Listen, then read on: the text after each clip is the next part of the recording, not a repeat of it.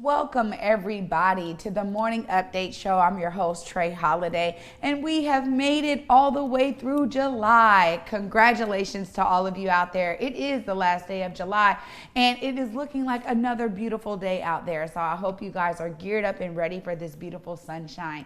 Well, you guys know us here at Converge. We have a great lineup for you today, and getting us started is somebody who has been in the media game for many years, man.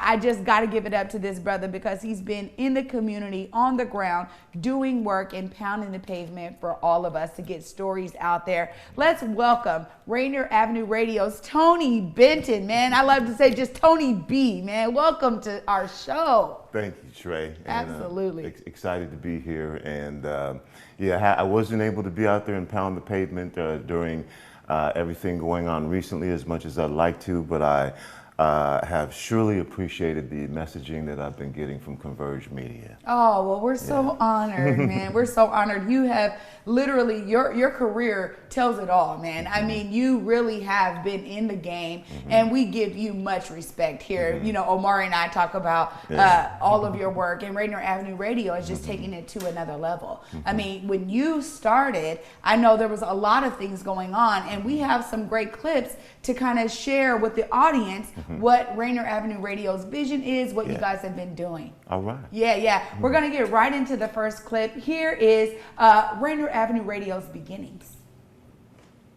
RainierAvenueRadio.world is your community radio station. We are a 24/7 internet radio station and multimedia network dedicated to amplifying the diverse voices of our Seattle communities and beyond. You'll hear a range of music, sports, regional traffic, local and national news, happenings around Greater Seattle, and talk shows including political, current events, diverse languages, and children's programming created by members of our communities. And we will continue to broadcast live from our communities. We also provide digital media training to community members to become their own content creators. Check out the CADMA page on our website. You can hear us online at RainierAvenueRadio.world or on TuneIn. And follow us on Facebook, Instagram, and Twitter, RainierAvenueRadio.world. I mean, there you have it, man. Rainier Avenue Radio is in the building, man. I'm so pumped. So, you know, I was able to visit the first location. I was able to come down there maybe almost 2 years ago. It feels like it's been a while. But you guys were already doing stuff in your South Seattle space. You guys were using it as an event space. Again, CADMA's there. Let's hear a little bit more about the CADMA program and the folks that are coming through. It sounds like you guys are really benefiting the youth in this community. Cool. It was necessary to have a physical manifestation of who we were, even though it's very important to broadcast, and that's the big message, to make sure that we amplify the diverse voices of our community and share that through the airways. But in particular, in a community that's gentrifying, it was critical that we were there for our artists, for people to see other people who look like them. And then be in control of the situation. So we had that space where we taught with our Creative Arts Digital Media Academy. Every summer we taught a coding class, a coding and math class to 6th through 8th graders. We taught everything from communications and journalism, app design, web design, film, photography, and just making sure that the whole thing was, if we were going to start a 21st century broadcast media network, one of the first realizations was that we had to make sure that we trained our youth in the community up to be prepared to run this thing if it was going to be sustainable. And that was the first realization, and that, oh, we can make this thing happen, but there was a place where the youth were going to be able to pick up this information. And so after that, we offered the coursework initially at Rainier Community Center, just to make sure we were in a place and in an environment where people were used to going. And then after that, we taught a class at the Rainier, I think it's Smilo Boys and Girls Club. Rainier Vista is what I call it. Yeah. Rainier, we know the difference. And from there, we've offered coursework in Meany Middle School, Washington Middle School, Mercer Middle School, Rainier Beach High School, Franklin High School, and then we're establishing a partnership with Rainier Valley Leadership Academy as well. Oh my goodness, my girl Bayon Coleman, man, principal over there at RBLA. Shout out to RBLA, man. Yeah. Another, you know what you just said here, though, to me is another indication of what it looks like when community is given the resources and has the capacity to produce programs that are going to be generational, right? Yeah. That are going to speak toward generations and give youth a platform. Like you said, having that physical manifestation was very important. I know that there's a lot of programs that start and, you know, don't have their own space and they go to spaces, but I'm so thrilled that now it sounds like you guys got a couple of spaces. You guys are expanding. Yeah. So let's hear a little bit more about this new space, and I know we have a clip of it later in the show. Yeah, well, as you know, land acquisition is incredibly important. The ability to be somewhere and know that you're going to be there makes all of the difference. The ownership factor. And so it became an important part. I mean, when Rainier Avenue Radio started out, and we won't get much into this, we were in a facility that was owned by somebody else. They wanted to change the way we broadcast, and so they locked the doors and would not allow us in. So we were essentially homeless. We were broadcasting out of a library, which of course amplified the need to make sure, you know what, whenever and however we grow, we have to think in terms of having a space where we can be physically and determine our own future. And so that was also part of the process as we were growing, was to work on the concept of land acquisition so that we could not only broadcast from the community, but be in the community. And so on Rainier, we opened an art gallery. Our space was also available for, you know, we let kids have parties in there. They needed to do something over the summertime. And so we worked with the community to make sure that happened. We taught a variety of different classes. And that space was also open for the community to have a number of different meetings as well. And so now we're really excited. We wanted to make sure that we were able to impact. See, I like most black people, my early years were in the Central District. So I've been attached to the Central District. I moved to the South End when I was 8 or 9. So it was exciting to have this opportunity, and with all the work that Africatown is doing as well, to be able to look in acquiring property in the Central District and impact the community in the same way. We want to do, again, we are going to, through broadcast and media, share stories and information about the community, but also think it's important to physically be there and provide services, and that's what we're doing now. So I guess maybe we can take a look at that clip. Absolutely. Okay. Community space available in Seattle's Central District. RainierAvenueRadio.world is offering opportunities for business, art, and personal use of space on 23rd and Columbia on an hourly, daily, weekly, or monthly basis. The spaces are 2 separate rooms plus a shared living room and kitchen and a house along with our production studio. There is also a spacious outdoor deck. Room A is 77 square feet, Room B is 124 square feet and has a separate entrance. Our spaces can be transformed into multi-room use, and all rooms are connected via Wi-Fi. This setup provides safe social distancing with online participation. Audio and photography equipment options are available, as well as marketing packages. For more information, please email RainierAvenueRadio.world@gmail.com. Oh my gosh, man. Now that's what I'm talking about right here in the CD, man. Another space. And, you know, I know that there was a lot. I mean, even if I just go back to, you know, NAM even, you know, the ideas and the vision for the cultural center there. And I remember seeing reports back then of young folks who were like, yeah, man, we're going to have our radio. We're going to have, you know, media in there. And that it became something else. And so to see that there are spaces that are providing these opportunities for young people is so critical right now. And I think especially in the community, we've been seeing, you know, just civil unrest happen and fall out in different ways, right? People losing their lives, young people. And so again, to have another outlet, another option for them to pivot maybe, and then get that energy and put it into something creative. That always inspires me. You know, everything that we do here at Converge is really also about that, showing them what's possible. Yeah. And it sounds like you guys are doing the same. Yeah, and it is critical, and you know, adjusting to the new normal or whatever you want to call it, where we're at now. So essentially, we're taking this home and we're repurposing it, and making it a place where folks can socially distance, physically distance, but at the same time, we're connecting, the house is entirely connected through the internet. So you can have a teacher in one room with 2 or 3 students, 2 or 3 students in another room, and the teacher can go from room to room, so you get the hands-on in addition to the online learning concept. And so we're just getting that started now, and with folks being in isolation, we also have the space available for folks who may want to use it hourly, just for meetings. Again, maybe you're at home and you want to go somewhere, and there's a kitchen available, there's a living room space available. Maybe you want to do some production, voiceover work, recording. There's rooms available for that. Any type of activity you want, the technology is available, and we'll provide the space, and we just want to make sure that we're accessible to the community and providing a service for the community. At the end of the day, we want to help people become what I call media content providers. And at some point, we are going to also have a museum, which will start with something called the Heartfield Quilt Collection, which is a quilt collection that we've displayed before. It's one of the oldest collections of Black quiltings in the country. One of our quilts dates back to 1856.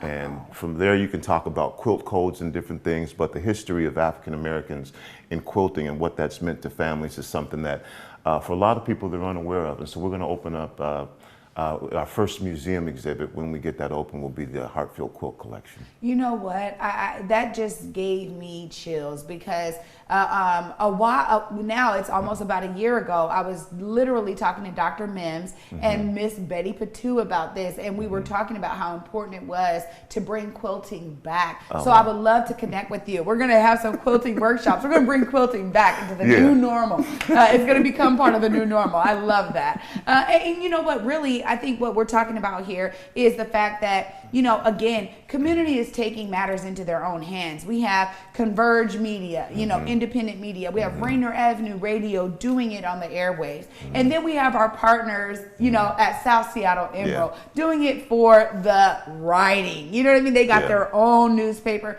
Again, you're seeing the resilience of the community step up and say, nobody is telling these stories the way that I want them to be told, or nobody's telling them from our perspective. And so again, you know, this really showcases what that partnership can look like. I'm really thrilled because we've been able, obviously, you guys know out there, we partnered with South Seattle Emerald, and we're so excited that we're able to show this clip from the headlines. So you guys, here it is, headlines with South Seattle Emerald.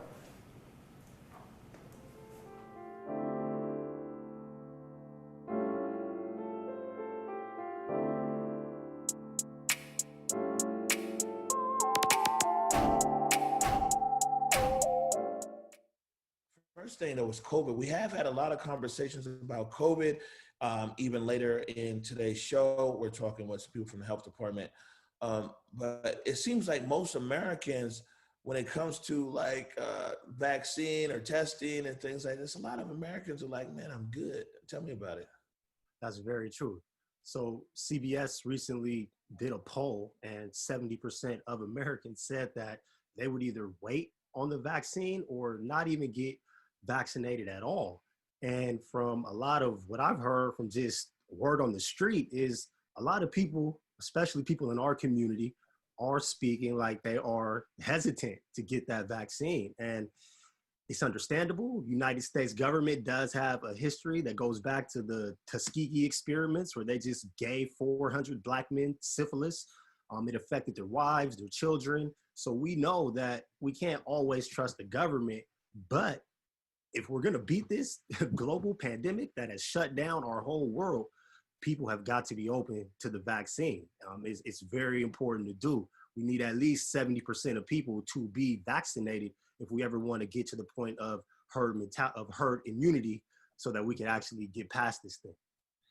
Yeah, I think that like right now, man, good luck with that. You know what I'm saying? There's so many people. So we talk about like in the Black community, right? We talk about the history of, you know, government and vaccines, but there's whole other populations, you know, in other communities that as well are against the whole vaccine push.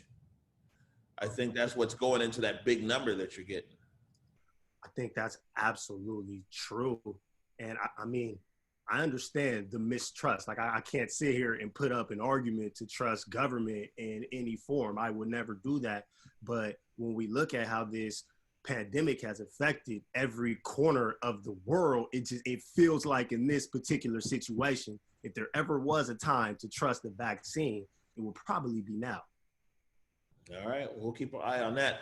Next up, it looks like President Trump has continued his rollback of Obama era stuff, but this time it's something that kind of maybe hits close to home. But City of Seattle and King County definitely has a soft spot when it comes to affordable housing, or trying to get affordable housing or access to neighborhoods and things.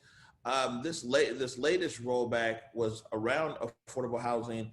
And also, it seems like, you know, the president was kind of maybe dog whistling or something. Huh? Absolutely, all of that is true. So the AFFH, Affirmatively Furthering Fair Housing, was something that the Obama administration put in place so that low-income housing could be placed in suburban communities. So this was kind of like anti-segregation, trying to get low-income housing in neighborhoods that were traditionally white.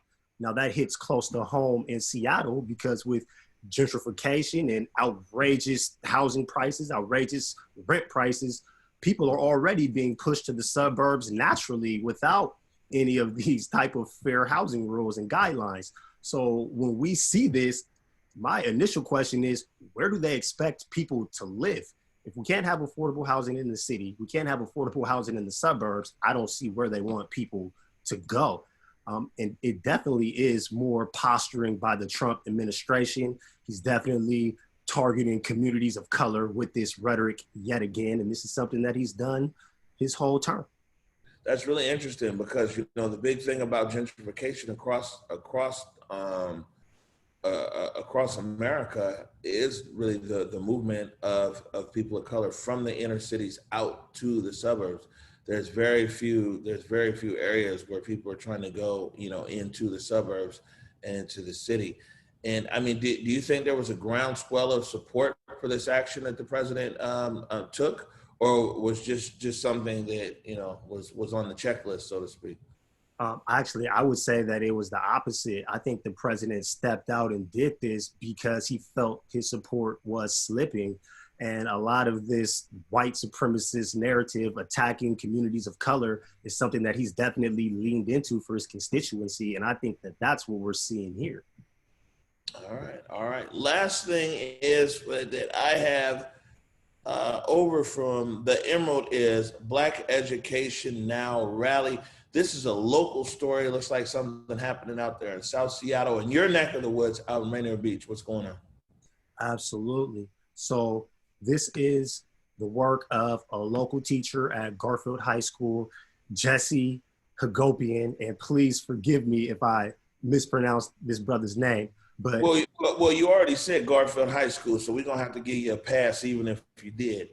There we go. And he partnered with a parent. He partnered with King County Equity Now and Decriminalize Seattle.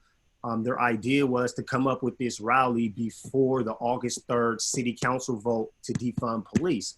And they came up with a list of demands and ways that if we defund the police and those funds are reallocated to communities, they got 10 demands that outline how we can create community schooling that will have much more better impacts for students of color. So I got a curveball question for you. Is that, you know, well, there's a lot of different groups that are like, okay, defund the police and do this, or defund the police and do that. If by chance that, you know, and me personally, on the morning show, I say that I keep my bottle of maple syrup ready because politicians are known to waffle. And we'll see. Everybody's like, it's 7-2. Who knows? We'll see how it plays out. But just hypothetically, if it does play out, they're like, okay, they defund the police. They put this money out there. Who's first in line for all that? I mean, it seems like a lot of people have great ideas of how they want to envision this and that. How would that be sorted out if you know or have a general idea? Because a lot of people have a lot of different demands. I agree. There are a lot of people with a lot of different demands. Even within city council, there seems to not be consistent messaging over how this should play out. So that is a great question. And I unfortunately do not have an answer to that. I just hope that if we are able to decriminalize or to defund the police, that those funds are allocated to communities. And with this particular rally, they just have a list of demands, and this can, I mean, it's a coalition. So there's so many different people and so many different players involved that hopefully somebody will get their hands on some of those funds. But unfortunately, in our city, we do have a history of local government saying one thing and either it never happens or at the last minute they go in a totally different direction. All right. Well, I'll bring an extra waffle for you too. And so we'll both have our syrup and waffles on the 3rd. We'll see what happens. Mike, thanks for joining us. If people want to catch up with you guys, tell them to make sure and visit southseattleemerald.com, right? Yes, sir. Yes, sir.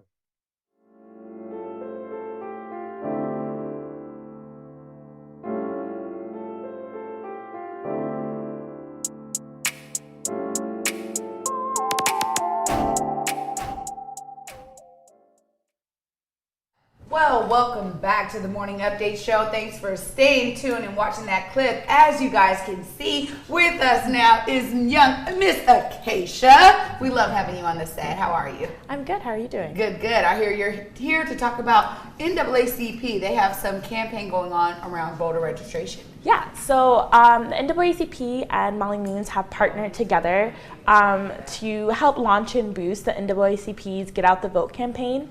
This year the campaign is called the Power of 5 Challenge, and so we're asking people to register 5 people who previously would not have been registered to vote and really stick with them from now until November 3rd when the election happens. And so some of that involves making sure that they're informed voters, so sending them information about, do you know what the Washington State Supreme Court does? Do you know what your House and Representatives do? Do you know the difference between the state versus the federal House and Senate? What power do those different positions hold? And then some of it is just nagging people, turn in your ballots, get your ballots in. But the goal is really to make sure that we're getting as many people registered to vote as we can. And we're making sure that people are informed voters and they feel empowered in their vote. Amazing. Well, it sounds like I could actually use some of that knowledge that you guys are giving out. It's, sometimes you forget about it. So we have a clip of this, or that's it, right? Yeah, that's it on my end. But if anyone's interested in finding out more information, Yes. You can follow NAACP_PNW on all social media, where we post frequent content, historical content, fun facts, and voting registration information. Well, thanks so much, Acacia. I know that we do have a clip of the Democracy Now! Vouchers, which actually give $25 for someone to actually donate to a campaign. Alia, let's go ahead and roll that clip. Okay, it's got no audio. Let's see. Oh, the democracy one or the Power of 5? Democracy. Sorry, one second. That's all right. Right. Election season is right around the corner. This is probably going to be like one of the biggest elections of a lot of our lives, and it's election season right now. And we're on with Wayne Barnett, Executive Director of the Seattle Ethics and Elections Commission. Welcome, Wayne. And first of all, let me say, I'm glad that there's some sort of office around ethics in elections. Hey, thank you very much. It's nice to be here, Omari. All right. So today we're talking to you about democracy vouchers. Yes. Okay. So, and I have some questions together, but I've been hearing about democracy vouchers for a minute, but maybe you can actually break down what is democracy voucher. Yeah. Well, the democracy voucher program is only operating in Seattle. It's the only city in the country where democracy vouchers are currently in existence. And it's really a way to put power into the hands of people who otherwise wouldn't have the ability to contribute money to a campaign of their choice. So it's a way to get money into people's hands and to get them involved in the political process. I think, this 2019, we had more candidates than we've ever had before. We had a lot of competitive races, and I think part of that really has to do with the fact that we have vouchers out there. So hold on. So is a democracy voucher like real money? Yes, it is. It's 4 $25 vouchers are mailed to every Seattle resident, every Seattle every Seattle registered voter, as well as lawful permanent residents or U.S. nationals who apply to participate in the program. And it is $100 that those folks can contribute to whatever candidate they would like for city office. I want to make it clear, it's only for candidates for mayor, the 9 city council members, and the city attorney. Those are the only races for which the vouchers are eligible. Okay, so I'm just connecting the dots here. So basically, democracy voucher is if you're an eligible registered voter who lives within the municipality of Seattle, then they get mailed 4 $25 vouchers, and then those vouchers can be used to contribute to a campaign of a candidate who's running for any city office, which would be the mayor, the 9 city council seats, or the city attorney. Yes, although just the only amendment to that is it's not just registered voters, it is lawful permanent residents as well. Okay. Time to create an opportunity for non-residents, non-citizens to participate in the political process. You know, I'm from the Central District, and there we would say that you guys are putting money in the streets. Huh? I mean, it's, yeah, and let's not be any fools. And clearly, you're not. That, you know, I mean, it takes money to run a political campaign, and I guess what I see here is that by putting this money out there into the process, people. And they're not restricted. I mean, you're not telling them who they need to vote for. They need to vote for a Democrat or a Republican or independent. You're just saying like, hey, or put their vouchers towards. They can put their vouchers towards any candidate that's on the ballot, regardless of their political persuasion. Yes, although the candidate does have to qualify to participate in the program. You know, we don't want to give money to people who literally don't have any support. People, you know, I think Arizona, there's public financing, and people sometimes kind of prank the program. You know, they get the money and they spend it on things that aren't really relevant to campaigns. So we do. So you got to meet a threshold. Right. Exactly. Right. Okay. Well, man, I'm glad that we cleared that up because I wanted to actually hear about that. First question for you here is, what does the Seattle Ethics and Elections Commissions do? Well, we're really kind of the people who try to make sure that government is really working for the interests of the people, and it's not, you know, kind of a friends and family network for the powerful. So we administer the ethics code, which governs the behavior of city employees, the elections code, which governs campaigns and how they're run. We also administer the lobbying code, which requires people who are down there paid to lobby the city council to register with us and report how much they're being paid. And we administer the whistleblower protection code, which is an avenue for city employees who believe that they are witness to things that are violations of the law or otherwise improper to report to us, and we investigate those and protect those employees. Right. And you guys ever get any, as far as ethics go, is that a busy office for you, or are we getting violations down there in the ethics, or at least reports of violations down there? We do get some. I really think my main focus and my time here at the office has been on training and letting people know that they should come to us and ask questions. It's like, do you want to get people in trouble, or do you want to make sure people are following the rules? And my goal is to make sure people are following the rules. Back to the democracy voucher program. Like me, if I want to run for office, you know, how can I take advantage of this program? What are some of the thresholds that are out there that for me, and I'm not throwing my hat in the ring, everybody's like, let's do something. But I'm just saying, me as an example, if I wanted to run for office, how could I take advantage of the democracy voucher program? Well, it differs for the different layers of government. So for example, the most recent elections, the district city council seats, they just had to collect 150 contributions of $10 or more from residents. Half of them had to be from people within their district. and they had to agree to participate in 3 debates and to comply with some spending limits. And by the way, those spending limits can be lifted if you're faced with high spending opponents. So it's really, I think last time we had 35 or even more than that of the candidates who ran for office qualified to participate in the program. So it was not a really difficult burden for them. For the at-large city attorney, for the at-large city council races and the city attorney, it's 300 contributions of $10 or more and 300 signatures. And for the mayor, it'll be 400 contributions of $10 or more. So, and I'll be honest with you, if you can't get 150 people to give you $10, then you probably want to wait until the next election cycle anyway, and get your grassroots game up, right?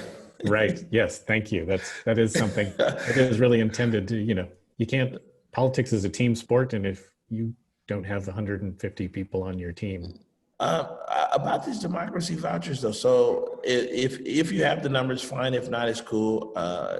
Is last cycle or whenever all this went out, how many vouchers went out or total amount of democracy vouchers were in the streets, and then how many were redeemed? Like people you're finding that they used all 4 vouchers, they used 2 vouchers, how much was out there? People want to know. Yeah. I think in the end of the program, we spent $2.4 million in 2019. $2.4 million? I need to run for office. But I think at the end, I think 8% of people to whom we sent vouchers returned them. So, it is, I think before the voucher program, there was some research done that showed, I don't think more than 2% of Seattleites ever contributed to a campaign. So we really had just 1.5% of people making the decision about. Hold on, 2% of Seattleites contributed to a campaign. A Seattle campaign, a city campaign. Seattle campaign. Yeah. Man, that Seattle freeze is real. It is.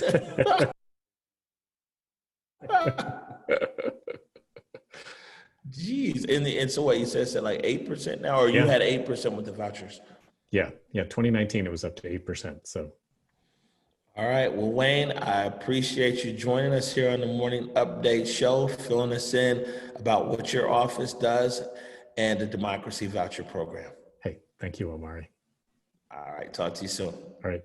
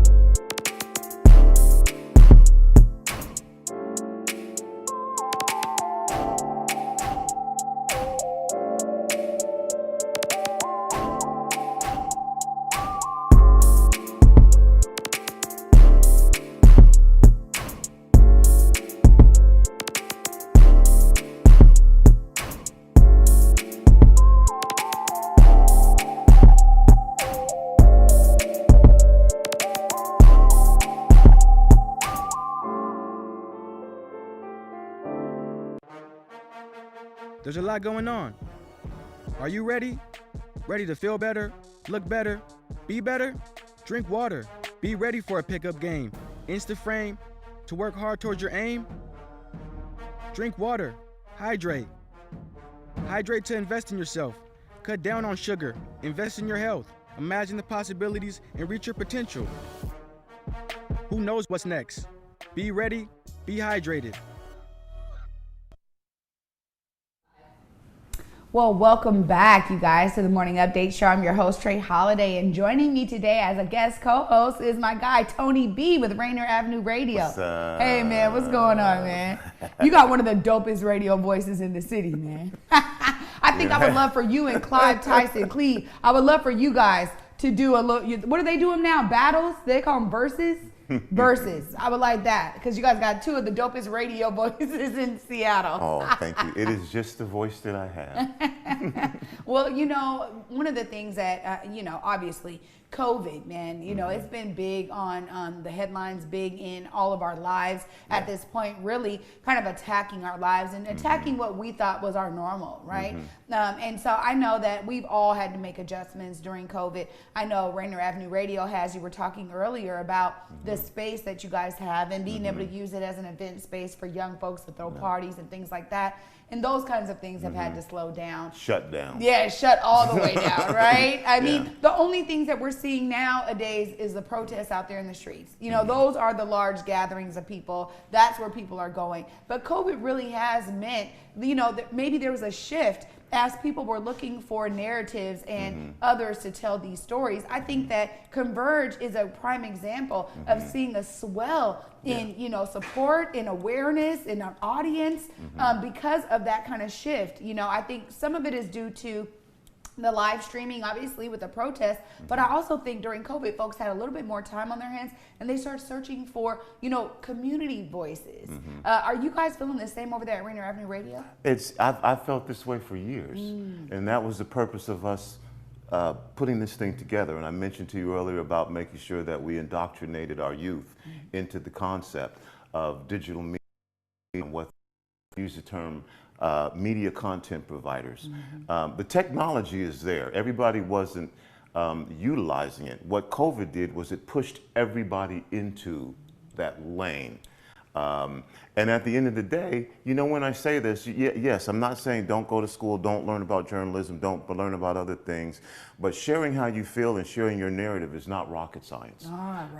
And so understanding that a camera now makes you a potential, what I call media content provider. And so for us, COVID, we had to repurpose the radio station. We were broadcasting high school sports. We were in Yakima. We broadcast the 1A tournament on March 6th. Came back to Seattle to broadcast the 3A tournament in Tacoma Dome. Garfield boys and girls won both of those games. All right, shout out to Garfield. And then that was it. That was a shutdown, lockdown period at that point. And okay, well, we do all these different things, and the decision I made at that point was to serve our community. Understanding that when this hit, we, as a community radio station, an independent media network, would be able to adapt and be more flexible to the needs of our community, however this thing unfolded. And so we immediately transitioned into what's going on in our community, what are the things that are taking place in our community. We were having a conversation with John Muir Elementary School, and at that point they were like, we're not even thinking about how we're going to teach kids yet. We're concerned about feeding them. And also had Deshaun shared with us some of the things that were going on at that particular time that he was dealing with as a student advocate, which was you had black youth saying, we can't get this. Well, when those things start to spread, that wasn't going to be healthy for our community. So we knew at that point what we had to do. We actually had a person who was COVID-19 positive on our station saying that he was COVID-19 positive, and they were saying it wasn't even in our community yet. Wow.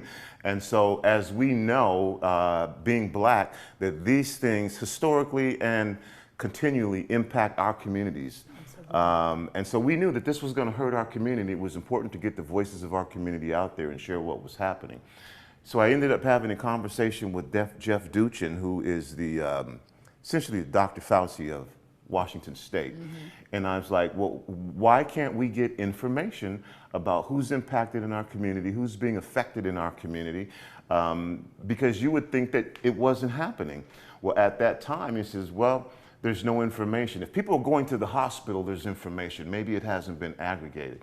What he told me was there was actually a law in place that had to be changed because you couldn't you couldn't aggregate that information and reveal race-based information.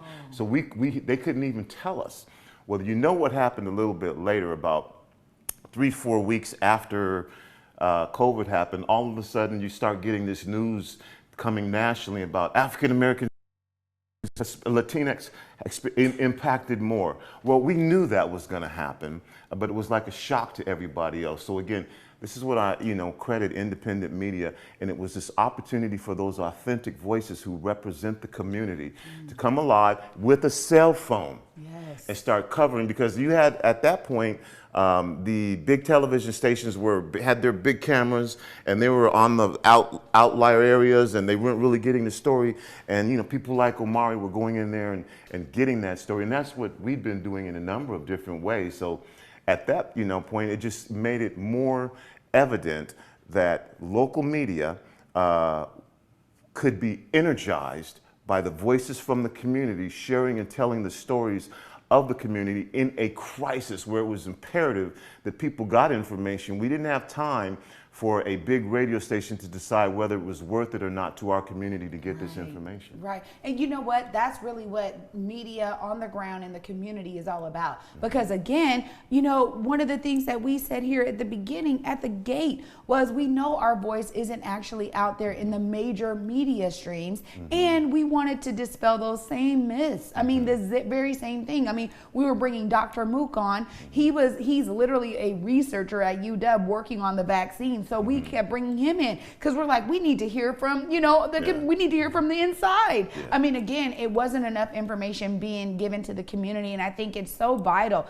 And it just showcases that, hey, independent media is where it's at. You need community media. You need voices that are going to speak towards community. And I just love that. I love the explosion of that. You guys, Omari was able to catch up with someone at King County Public Health so we can get a little bit more insight into COVID and maybe where it is right now.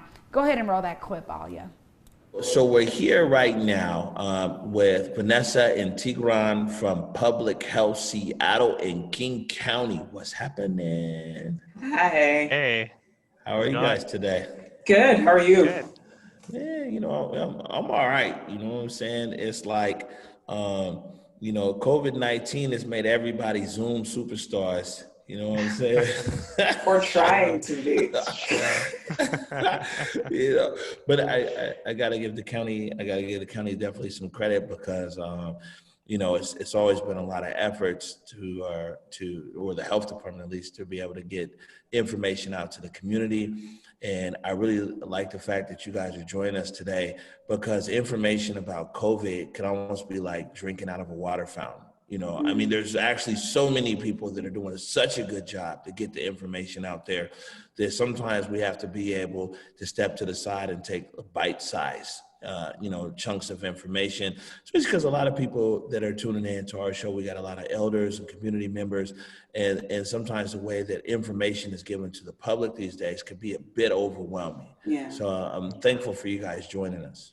Maybe you can tell us, like, right now, what's going on with COVID in King County? I know it changes by the day, so we'll throw that caveat out there. But what's happening? Where are we at? Yeah. Right now, we're seeing a rise in cases of COVID in King County, and part of that has been due to multiple factors that we're still trying to nail down. Part of it is because of things reopening. Part of it is because people are traveling more. And we're really trying to figure out what are the reasons why community transmission is increasing and what's happening in our communities and what we can do to help. Fortunately, we haven't seen a big rise in hospitalizations or deaths at the same time. That's not to say that it's not something that we're concerned about, because we could see a rise. It might just be a little bit delayed behind the rise in cases that we've seen. So we're just, at this point, we're trying to keep track of this increase. We're trying to get more tests out to people. And yeah. Man, so basically, COVID's on the rise.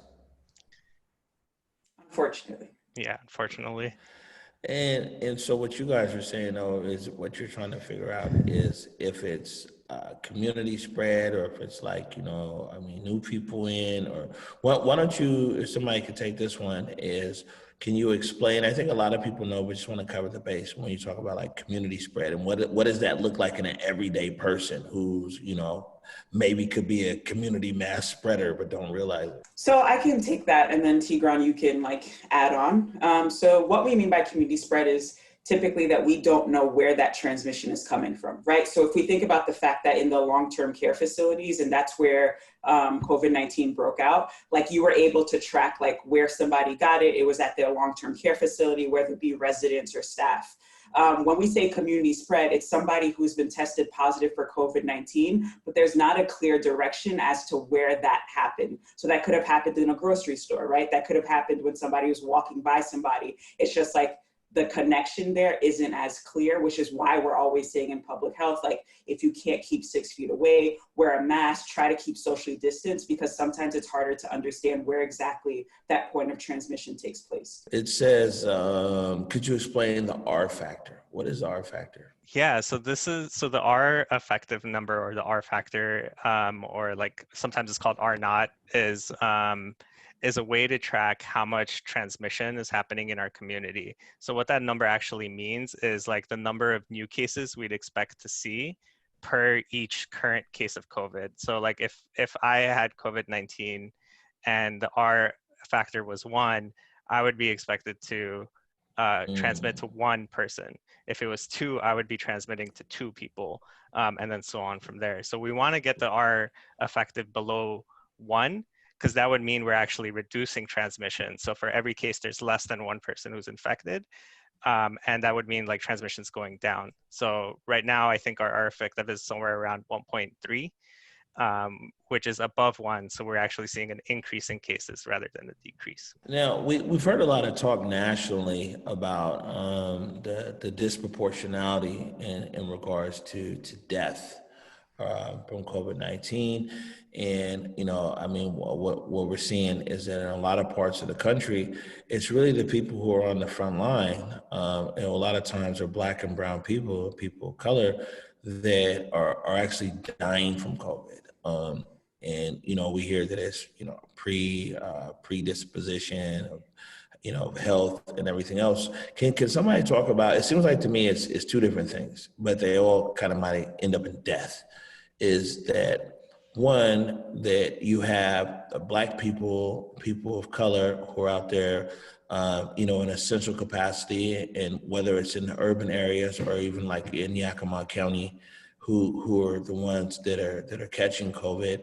But then also, how does any pre-existing health conditions and possible lack to high level health care also added to the numbers of fatalities that we're seeing for COVID-19 amongst Black people and people of color? Yeah, so I think you're bringing up like 2 really good points, and I'll just speak to those like broader issues, and then Tigran piggybacking off. I think like this might be the moment where we show like the disparities dashboard as a way to just kind of like navigate that. So I think what you're saying, Omari, is like very much like for me and how I understand COVID-19, it is a new disease or virus, but it is definitely like a manifestation of already existing like health inequities that we've seen, right? If we think about the fact that like there's certain conditions that make folks more vulnerable to serious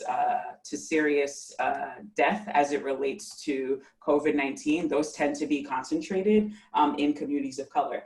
And when we think about the fact that initially when we started this, it was just like everybody stay home, certain communities haven't been able to stay home. So if you tack on the pre-existing conditions on top of the fact that these communities haven't really had the chance to isolate in the same way, those 2 things just kind of create just like a really problematic space for communities of color who are constantly like on the ground having to do the work and having to go outside. All right, so maybe one of you guys can tell us then, what data can help us decide what is the safest action for ourselves and our family? So I think keeping track of what's going on in the community is kind of the best way to make decisions about like how much you're putting yourself at risk and what actions you should be taking. So on our website, kingcounty.gov/COVID, there's several data tools and dashboards that you can go through. But I think the kind of most, the one that kind of summarizes everything at a higher level is our daily summary dashboard, which is a way to track like what's going on right now, what areas are seeing higher rates of COVID, what areas are seeing kind of like higher rates of testing or lower rates of testing, and to get like a really quick snapshot of what's happening right now. And I think like knowing what's happening around you is like one way to make like informed decisions about what you should be doing and what actions you could be taking. You know, if like cases are really high, that might be like a sign for you to maybe like stay home or take more precautions or like try to like physical distance more. Whereas when cases are very low, you know, you might be more comfortable going outdoors or like having picnics or, you know, taking more of like a harm reduction approach of like, I can do these things now because like cases are lower. What rules are in place in King County in regards to mask and everything else? And is a mask here mandated? We know that Governor Inslee had mandated the mask in Yakima County. You know, what's the story here in King County for regular citizen and for business owners, people who might be on public transport, things like that? Right now, we do have like a mask mandate in King County, and I mean, regardless of the mandate, it is a good idea to wear a mask when you're in indoors or in like a public space or like even like in a crowded like outdoor area.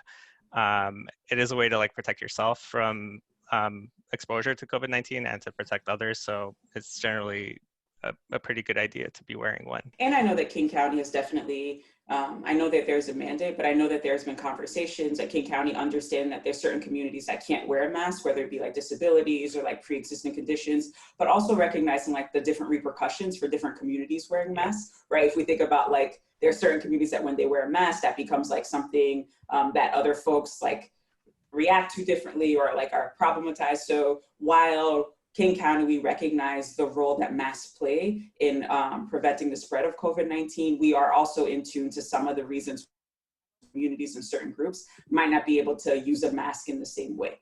So, I mean, are these masks making a difference? I want to say yes, but I can just give you an example to show like why we're thinking it's one of the reasons why. If we think about the protests, right? One of the biggest worries was that like folks in the streets, being in the streets together in these large spaces, that might be one of the ways that COVID-19 transmits. But what we're finding actually is that there was a really small rate of transmission in the protests. And part of that we can attribute to the fact that like a lot of people were wearing masks during the protests, washing their hands and doing like hand sanitizing. So that's like an anecdotal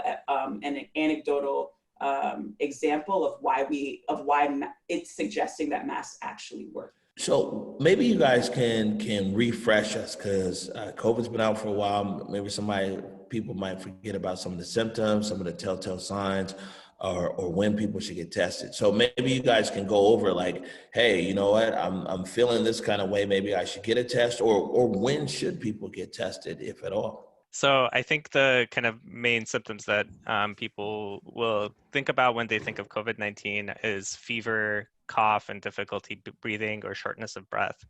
And those are kind of like the main ones that we've been focusing on. In addition to those, there's a slew of other symptoms that may indicate that you have a COVID infection, such as like loss of smell or loss of taste, diarrhea, vomiting, nausea. So these are kind of the signs, but those first three are kind of the primary ones that I think have been like the most common that we've been seeing and the ones that we've been kind of telling people to look out for primarily. You know, what are some of the things people should be doing and thinking about when they get tested? Yeah, so that brings up a really good point. I mean, the most contagious period for COVID is actually before you're actually showing symptoms. You know, you could be contagious for like 2 to 14 days before you show any symptoms, and you know it's important to recognize that as a factor in deciding to get tested. So we do recommend getting tested if you are in contact with someone who might have symptoms of COVID or who you know is positive for COVID, or if you're in a situation where you know you're there's like a high chance of exposure to someone who had COVID. The big thing that we hear about is that people that health officials like yourselves and state governments, they want funding for contact tracing. So contact tracing sounds like a scary term, and I know in the media it's been like portrayed in kind of a scary way, but we've been doing contact tracing for decades in public health. It's kind of our number one way of preventing new infection and preventing the spread of disease. So what contact tracing is if someone tests positive for COVID-19, what we want to do is we want to follow up with people who have come into contact with them to see if they're also positive for COVID-19, but also to ensure that they have the resources to like get testing, to like protect themselves, to like isolate if they need to, and to basically like trace the route of transmission, and potentially identify a source where like people are getting exposed, so that we can kind of make sure that we're like kind of cutting off that route of transmission. What do you want the general public to know about, where we're at with COVID, next steps, and what they should be doing? I think if I were to sum it up, like, we're not done, right? This is a long haul, and we want to make sure that we are taking all the necessary precautions to take care of yourself, but as well as like your loved ones and the vulnerable population. So if you must go outside, I know we talked about masks, but have your mask, try to stay 6 feet, engage outdoors. Like, it's beautiful outside now, right? So if we can make sure that we just stay in like outdoor spaces, that's better than like confining yourselves inside, and just like try to listen to like the additional public health precautions. For more information, and this is something that we always have to do, visit kingcounty.gov/COVID-19, where you can get a lot more information on like safety, data, as well as other information surrounding COVID-19. Yeah, and also check out our blog, Public Health Insider. You can sign up for it at publichealthinsider.com. And if you have medical or mental health concerns, you can call our call center. They're open from 8 to 7 p.m. At 206-477-3977. Or if you need immediate resources, you can call 211. People should realize though, and I mean, especially people of color, but all people should realize that, man, the COVID is no joke. It's out here, whether people feel like, oh, this is, some super killer disease, or people feel like, oh, it's just another flu, or whatever people's feelings are, and even people's political leanings. I think that whatever we can do as individual stakeholders in our city and our county to just keep the next guy safe. Yeah.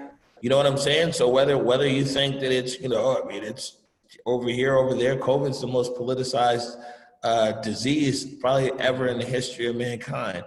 And so I would just say, whatever someone's political leanings, if we're able to just keep our neighbors and our friends and coworkers safe, then I think that, that's a good place to start.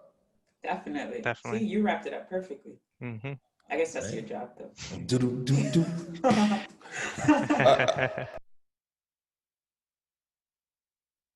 Well, there you have it. That was a great recap from the King County Public Health. And shout out to my girl, Vanessa Quince. I actually have been able to interview her and do one of our first segments with King County as we were doing all of this COVID reporting, which started our morning update show. And during that clip, Tony B and I were just talking about how there's a real difference now in this shift. And, I think COVID has a lot to do with it in terms of just the shutdown of so many things. But I love that comparison that you were just giving about the protests now and the WTO movement mixed in with independent media. Yeah, it was during the WTO, which also is known as the Battle of Seattle. At that time, we had cell phones, but we weren't really using them for cameras. And at that point, I worked for a major market media company, and I went down there to cover it, and it started to unfold. And I watched folks pull these huge, and it was planned. They knew what they were doing. They pulled trash cans out from different places and set them on fire and blocked off the police. And I watched all this going on around me. So I decided to call the radio station. I was the only one at that time who was doing that. And before long, I realized, wow, there's a group of protesters here. Things are going on. The police line is right here. And I was there with my cell phone calling the radio station. Take that to today. where independent media, in particular people of color, have realized, and black people, and the importance that we get our messaging out. And you saw what happened with these protests, where you think about the WTO now, if it wasn't for Battle of Seattle, a lot of people wouldn't even have known what had happened, just because of the lack of the ability for community coverage. So again, with independent media today, it's changed the way people expect to receive information. So just kudos to everyone out there. That's a very short period of time.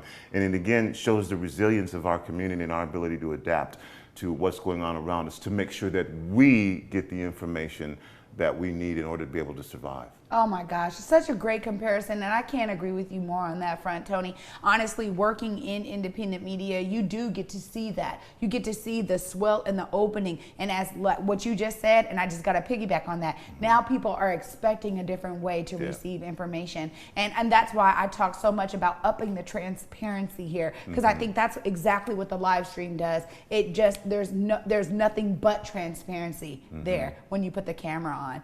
This has been amazing having you on today. Tony B, man, thank you so much for joining us on the Morning Update Show. I'm honored, man. You know, I really am, and I know that there's a lot more that we can do with Rainier Avenue Radio, so I look forward to that in the future. Likewise. Absolutely. Well, you guys, thank you guys so much for watching us today. You know, again, be careful with that heat out there this weekend. Not sure how hot it's going to get, but please stay hydrated out there. And for those of you who are wanting to come out and enjoy our day of unity and our healing day tomorrow, we will be starting the march at 23rd and Union, right in front of the Liberty Bank building, and we will go down 23rd. We're going to start at 1 o'clock tomorrow for Umoja Day of Unity. So we do hope you guys come out. It'll be live streamed right here on ConvergeMedia, as well as Africatown Seattle's page and many other pages. So if you can't make it out tomorrow, you will be able to see it on the live stream.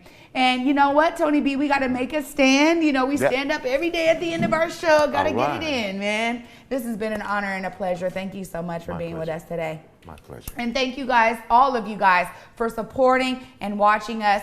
Again, if you like what you saw today, you know, share this stream, tag a friend, share it with someone you know, and please thank you for all of those who have been donating and supporting and watching. We appreciate you. You guys can support us even more. If you guys want one of those cool hoodies or t-shirts, go on to whereweconverge.com and check out our merch site. You guys can find us on Twitter, Facebook, Instagram, everywhere. So we look forward to this weekend. We hope you guys make it a great one. We'll be back on Monday at 11 a.m. You're watching the Morning Update Show. Peace.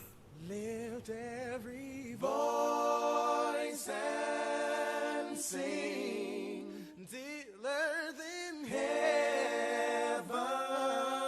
ring with the harmonies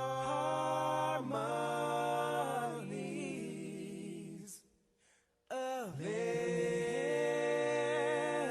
liberty. Let our rejoicing rise as the listening skies. Let it resound loud as the rolling sea.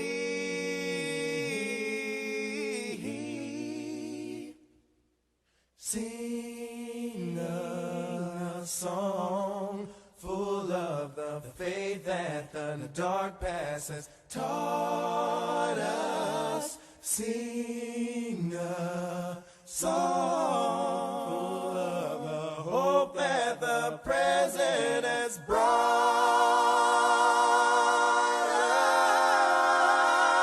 us.